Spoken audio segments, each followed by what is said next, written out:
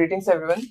Today we have with us Mr. Ayan Pal, who is an IBM accredited IT consultant, best-selling author, influencer educator with a passion for public speaking. He is a 4-time Distinguished Toastmaster and a champion of impromptu speaking. Without any further delay, let's hear from the man himself. First of all, welcome, sir. I would like to ask, can you please share a memorable story from your experience that highlights your approach to impromptu speaking? Hi everyone. First of all, thank you so much for this invitation and for doing this.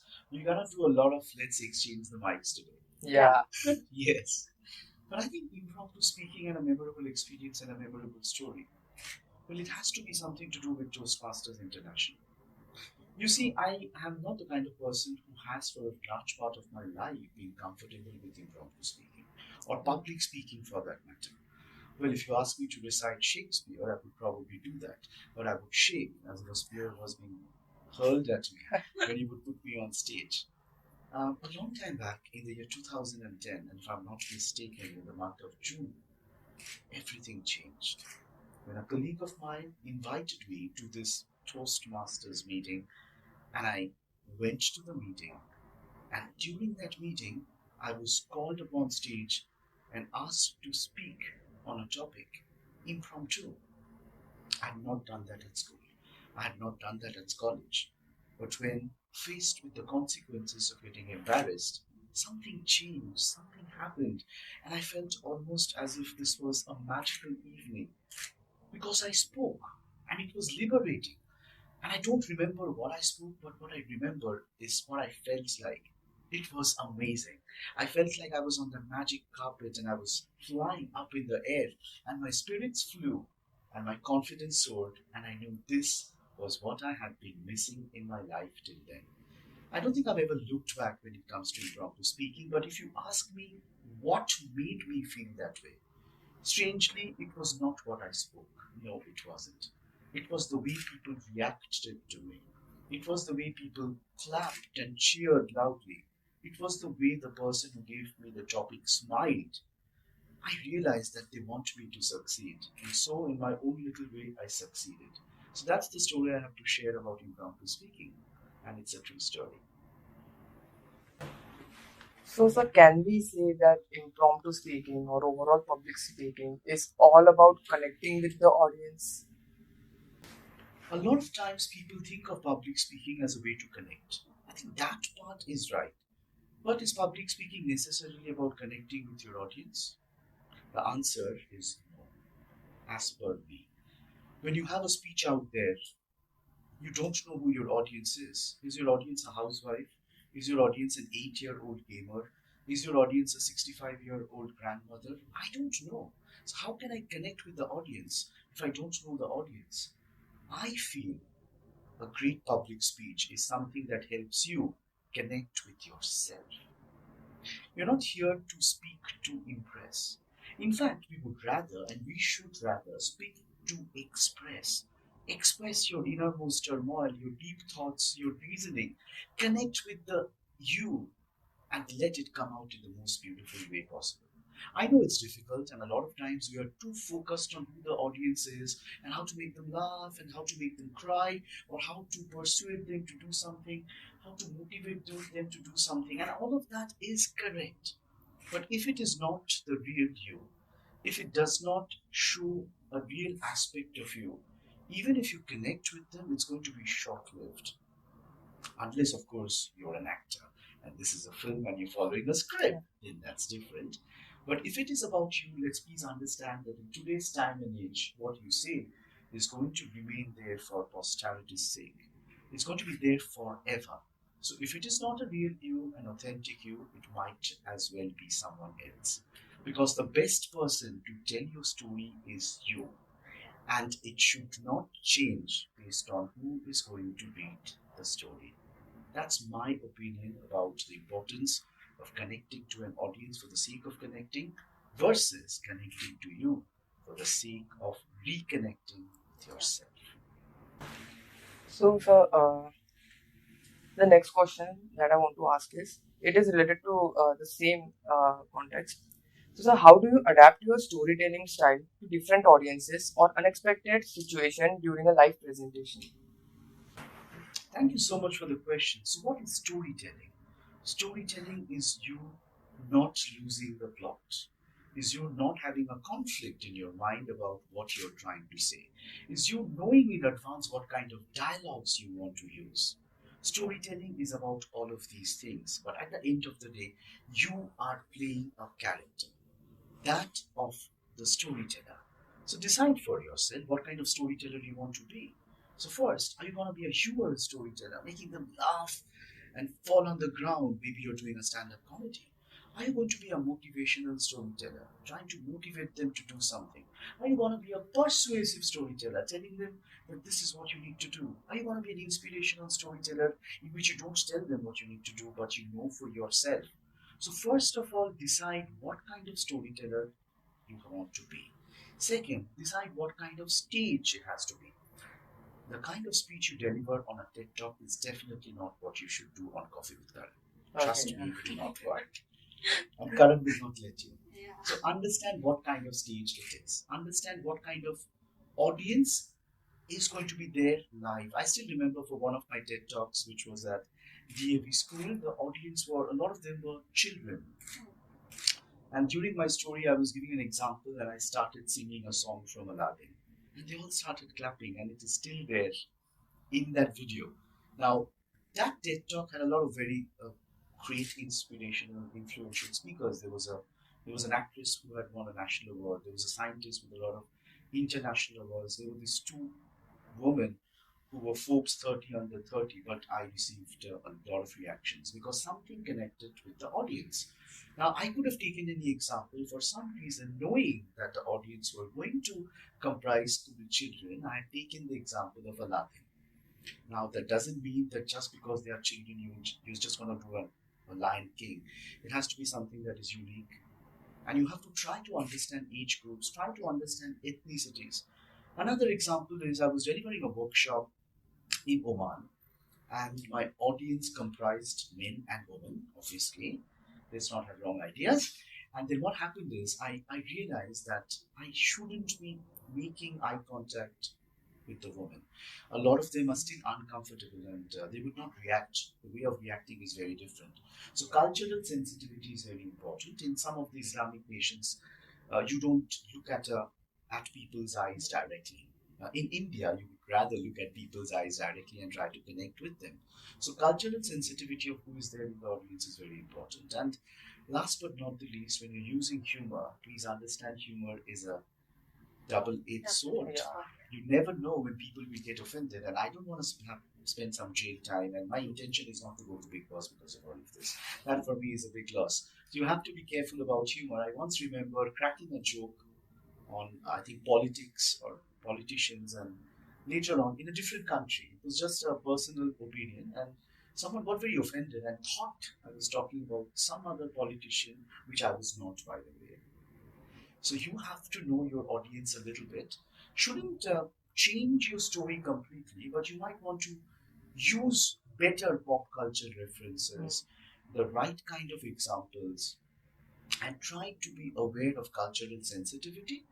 I think that will help you spread your message far and wide and give you the right kind of reactions that you need. So that's how I feel understanding about audience is important. And how do you change your speeches slightly? Well, don't have a script that's bound because you want to be unbound. You don't want to be bound. You might not get an opportunity the second time. So what you should do, in my humble opinion, is have elements that are pre-decided and make it go natural. Go with the flow. See what kind of jokes they are getting to enjoy more, and accordingly, knowing whether it is recorded or not, you can make that choice and take that leap of faith. So that's what I think. Thank you for that answer. So next, as you all know, we are in a B school. So my next question is, how can mastering public speaking enhance an MBA student's ability to lead and influence teams or organizations in their future careers? Well, I have to cite the example of a great public speaker who also was a Toastmaster, Dale Carnegie. Yeah. Now, he says, and I state, that 85% of one's success is determined by your power skills and communication, and 15% due to technical skills. There has been a lot of reports, a lot of surveys, and you will see that power skills, of which communication plays a key part, is going to be that which makes a difference in the future. Now, irrespective of what you're doing as a student, when you are a professional, to be or not to be is not the question that you should have. You have to be outgoing and outspoken, and you have to connect with the right kind of communication, especially as B school students. Because when you're trying to convince someone, when you're trying to articulate yourself, and when you're trying to ensure that the message is not lost in translation, you have to have a firm grasp over communication. The biggest mistake with communication is the impression that it has occurred, not the truth. I think a lot of times we are lost in communication. We are not listening as much as we should. We are trying to respond and react. And I think as B school students, you can make the difference. Artificial intelligence, for instance, is right now on the upswing. And there are lots of rules which will be changing permanently because of artificial intelligence. The way we can utilize and harness the power of artificial intelligence is through our communication techniques, with the way we communicate, whether you're able to gauge the right kind of body language, voice modulation, whether you're able to see that twitch of the eye, that smile that is wrongly placed, that hand gesture that makes you realize that the other person is nervous. Artificial intelligence cannot teach you all of that. That is natural. Of course, maybe sometime in the future, there will be enough facial recognition for you to understand that there are warning signals. But as students of B school, no matter what you learn, no matter what career you want to have, maybe in fintech, that's I think a lot of you at MDI would like to do. Maybe you're all about making the money. But understand, the sweetest success is in telling a story in the most beautiful way. We are all stories, and it is up to you to decide how that story is going to be told. We are all stories in the making. You want it to be a tragedy? Be my guest. You want it to be a comedy where people laugh at you? Well, it's your choice. Or would you rather have people laugh with you? Would you like it to be a romantic comedy that everyone enjoys? Would you like it to be a story where you can communicate how you overcame an obstacle and inspired future generations? The choice is for you to make. How you make it will decide whether you make it or whether you break it. And I hope you decide soon and you take a step in the right direction, because the way I see it and the way the world sees it, a grasp over communication is definitely the surest way to success. And I hope you take that step soon if you haven't already. So, sir, as you know, that a lot of students, or we as MBA aspirants, we are very nervous while giving the presentations.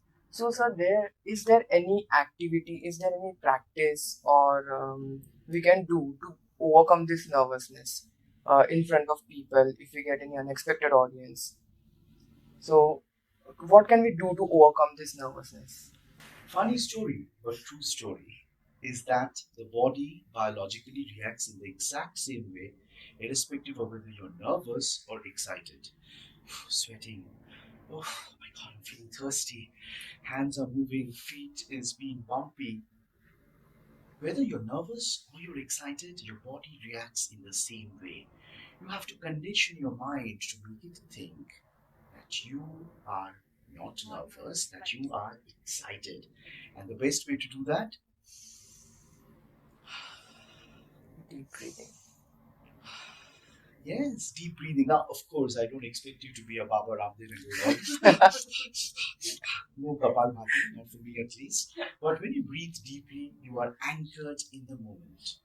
Please understand, the people who are trying to take your interview, the people who have taken time out to interact with you, they want you to be successful. They are here for a reason. They don't want you to fail. So let that thought not enter your mind. Why should you be nervous? There is no reason to be nervous. It's completely okay, however, to feel nervousness. Let me clarify that. But it is even more important to not show that. A little bit of vulnerability is important. You can have butterflies and caterpillars in your stomach, confused maybe sometimes. Is it a caterpillar? Is it a butterfly? What is it? That's fine. Even I get nervous at times, not a lot of times. But even I get nervous at times, especially when my wife is around. Some things never change. But the important point is that nervousness helping you by not making you overconfident? Yes, it's a good thing. Is that nervousness stopping you from even being confident? No, it's a bad thing. So you have to look at whether that nervousness is helping you prepare and worry so that you can do a better job, or stopping you from doing the job itself. So being nervous before an exam is fine.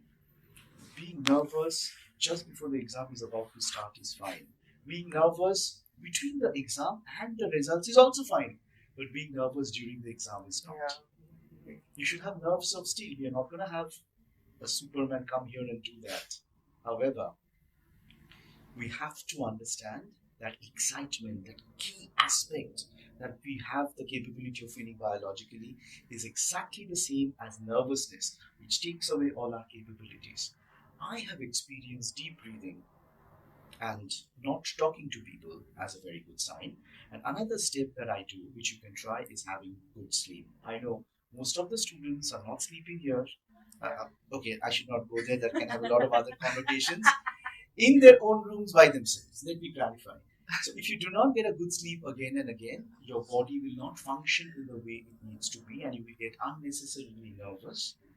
So before an important event, have a good night's sleep. And these are things which we don't always understand. Wear comfortable clothes, wear comfortable shoes. Don't try on something you've not tried before. You should be absolutely comfortable in what you're doing. And when it comes to unexpected audiences, they don't know you, you don't know them. It's equal. Why bother? So I think it is an attitude of first gratitude towards the opportunity that has come your way, which will take you further, and understanding that we are all here to celebrate success and not pull people down. When you understand that and you take the steps I have mentioned, you will find that nervousness is your best friend and not a sworn enemy. Never thought that way, but yeah, I'll be definitely incorporating all of these in my life, and I would urge everyone watching this to incorporate this as well. So the next question that I have for you is, what strategies can young managers employ to overcome nervousness, or maybe lastly, as a PGDM student, we constantly have to give presentations, and in that context, most of us, like, we don't know how to answer questions. When a faculty is asking a question, sometimes that question is totally unexpected or comes out of the blue. So what to do that? How to not let it affect our entire presentation? There is a phrase called death by chocolate, which is fine. You're given a lot of chocolate and you like chocolates. Who doesn't like chocolates? At least I do. There is also a phrase called death by presentation. I think we've heard about it. Presentations that go on and on, that has only content, that doesn't make you think. Well, if you are presenting something like that, well, death by chocolate would be preferable. So I think we have to understand that when you're trying to achieve congruency in communication, and that is something we managers would have to do. You have to be in sync when it comes to content, body language, and voice modulation. I'm not going the Albert Mehrabian way. I'm just asking you to understand that if you see some of the greatest presentations, it's not dependent on the PowerPoint. The point is to have the power in yourself. Have a PowerPoint presentation as a visual aid, but that should not be the main thing. If all the points are written on the presentation, then why should people listen to you? You should just have enough points on the presentation as a reminder and ensure that you are the boss. And when you do that, first of all, not so many questions will come because they are not reading the sentences before you have spoken. Okay, yeah. They are more focused on listening to you. And the questions are going to be more genuine and more unique. Number two, how to handle difficult questions is an art. Okay, and there are many different techniques by which you can handle difficult questions. But the most important way to handle difficult questions, in my personal opinion, is the 5 why technique. Okay, where you understand why the question is being asked. Understand why the question is being asked is the first why you should ask yourself. And then you should take it step by step to understand why the question is being asked. Is there any reason towards asking of the question? Why is the question being asked to you now? Then look back as to something you've done in your past by which you can relate to the question. And when you give an answer, it has to be something that makes sense. So let's have a live demonstration so that we understand. Can I have a difficult question asked to me? As difficult as you want it to be. As difficult. Which you would want me to answer. So why is death inevitable?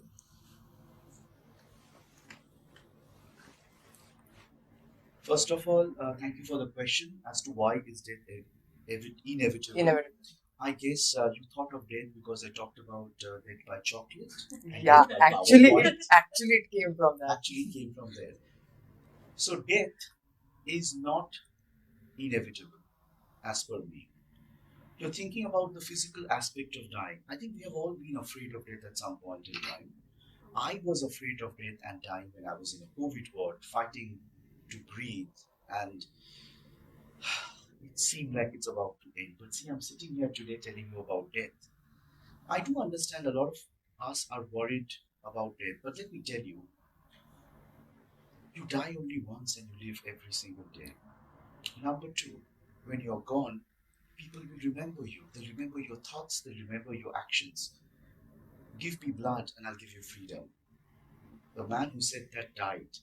The people who listened to that thought have also died, but we still remember. Do we? Yes, we do. A rose by any other name would smell as sweet. William Shakespeare has passed away a long time back. Roses are still as sweet as they always were. But the moment we say that, we remember, we are reminded of him. Or take Rabindranath Tagore, for instance. There's so many examples that lie right in front of us that tells us that death is just a blip in memory. So death, young man, is not something you should be worried about right now because we have a beautiful life spread in front of us. And I understand why you were thinking about death. Sometimes we do think about death and we think about the opposite of success. But if we concentrate on our life, the only thing that we can have control over, and understand that the future is a mystery, the past is history, and the present is truly a present, a gift. Death should not be on your mind unless you are a doctor and it is in your hand.